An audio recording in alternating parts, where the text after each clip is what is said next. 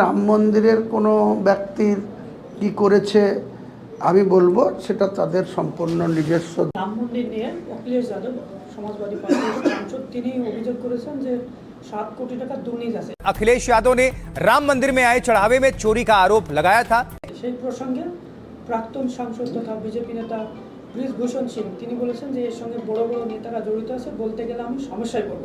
BJP के पूर्व सांसद ब्रजभूषण शरण सिंह ने कहा इस मामले में बहुत बड़े लोग शामिल हैं, यदि वो अभी पूरी सच्चाई बता देंगे तो खुद बड़ी परेशानी में पड़ जाएंगे। কিন্তু এই প্রসঙ্গে যখন বাবরি মসজিদ আপনি উদ্বোধন করার সূচনা করেন সেই প্রসঙ্গে আপনার বিরুদ্ধে অভিযোগ হয়েছিল যে টাকা নিয়ে ময়সাই করছে। দেখুন, মুখে বলতে তো কারো কোনো কিছু ঠেকে না।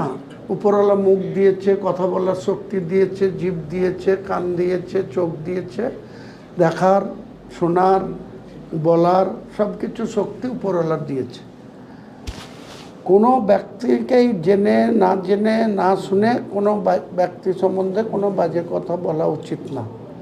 আমরা দায়িত্ব নিয়ে বলছি, যে আমরা ইমান নিয়ে বলছি, যে আমরা যে ট্রাস্ট করেছি সেই ট্রাস্টের যে টাকা মানুষ অর্থ সাহায্য করেছেন, এই মসজিদ সম্পূর্ণ করতে গিয়ে আরও যা টাকা এসছে তারও আরও 10 গুণ টাকা দরকার।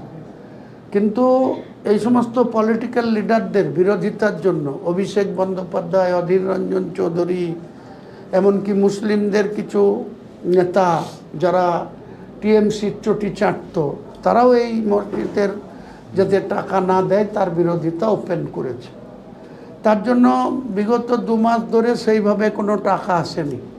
আমরা প্রথমেই ইট, বালি, পাথর, সিমেন্ট, রড যেটা পেয়েছি সেটার কোনো মূল্য নির্ধারণ এখনো করা হয়নি, কিন্তু ডাইরেক্ট অর্থ দান, টাকা দান বক্সে এবং অ্যাকাউন্টে দুটো মিলে 8 কোটি পার হয়নি, 8 কোটির মধ্যে আছে।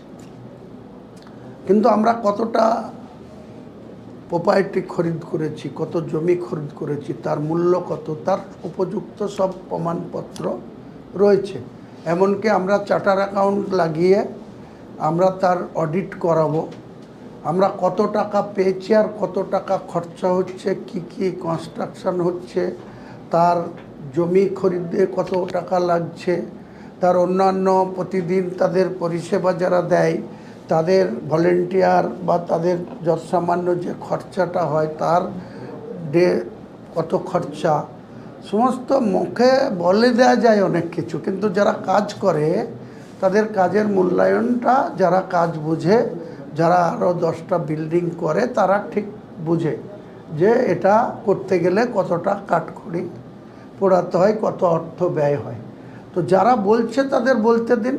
আর আমি রাম মন্দিরের কোনো ব্যক্তির কি করেছে আমি বলবো সেটা তাদের সম্পূর্ণ নিজস্ব ধর্মীয় আচার আচরণের ব্যাপার, বা রাম মন্দিরের যে ট্রাস্টি কমিটি আছে তাদের কোটি কোটি টাকা দান পড়ে, তাদের কোটি কোটি টাকা সেখানে জমা হয়।